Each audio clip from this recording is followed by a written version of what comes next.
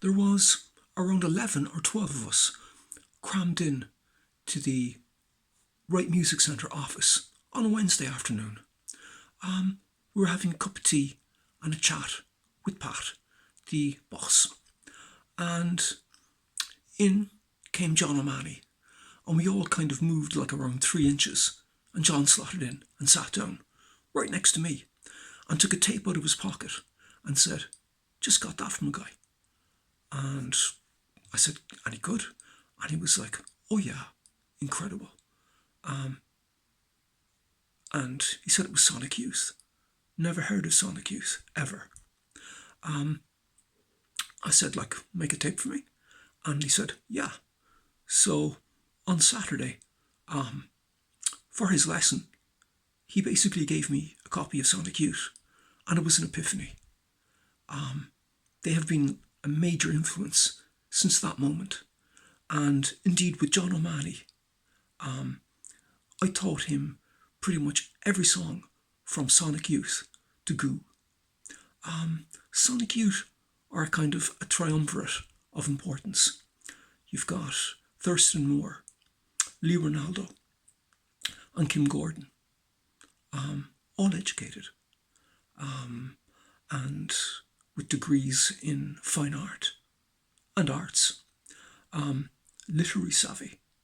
They've written books, indeed creating art and exhibiting that art. And in the case of Kim Gordon, she is an enduring muse to Marc Jacobs. So they're people of high cultural significance to the United States. They came out of the no-wave scene in New York City, kind of post-punk. Like New York City in the late 70s, early 80s, had a burgeoning underground scene. Some incredible bands like DNA, highly influential. And Sonic Youth came out of that. They themselves were influenced primarily by Velvet Underground, MC5 and Stooges, but also guys like Glenn Branca, who Lee Ronaldo played in a band with Rhys Chatham before he joined Sonic Youth, and also Lamont Young. But they were also influenced by one of my favourite bands, a hardcore band out of DC, an incredible band called Minor Threat. They were highly influential for them as well. Minor Threat actually went on to form Fugazi, also a great band, but Minor Threat, seriously underestimated. But they're kind of tunings, or alternate tunings, and also like their kind of post-punk idiom. Within that, they were incredibly eclectic. They could do a lot of different things, noise and kind of Americana type stuff, but really, really very, very cool, très cool, very commercially successful, and influential.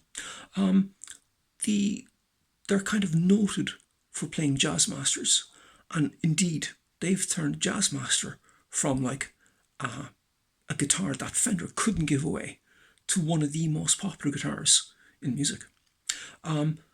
Indeed, they were looking in a window, and I think Lee Ronaldo saw one in a window, and he said to Thurston Moore, "That's the guitar that Tom Verlaine plays."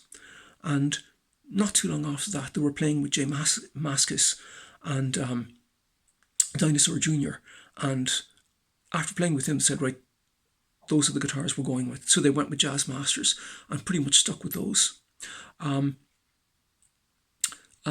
Now, the thing is, in some kind of terms, like you could say that they're kind of a niche influence, like they've influenced niche bands, like noise bands and kind of post-punk bands and all that stuff.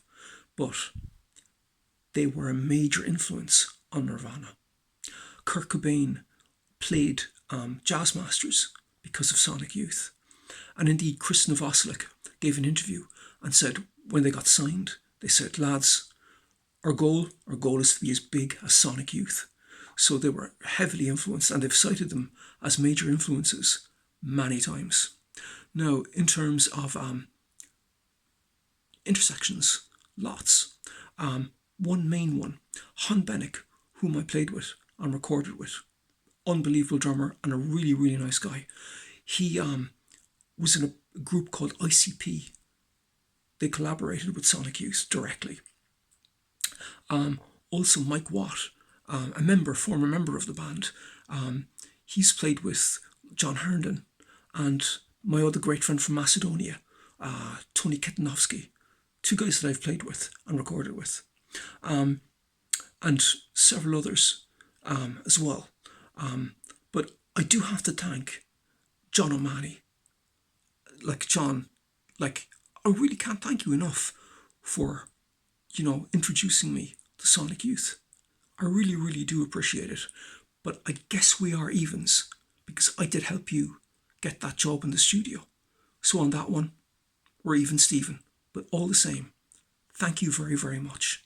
And thank you very much for listening.